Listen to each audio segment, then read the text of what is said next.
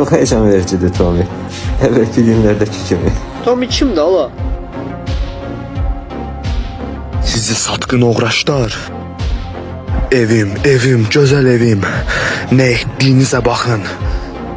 Bu mənim qardaşım üçündür.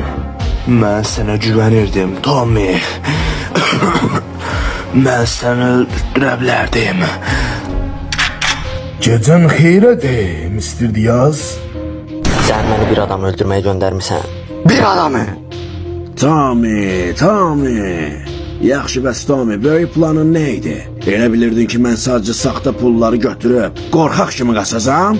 Yox, sadəcə səni öldürməzdən qabaq biraz əylənmək istədim.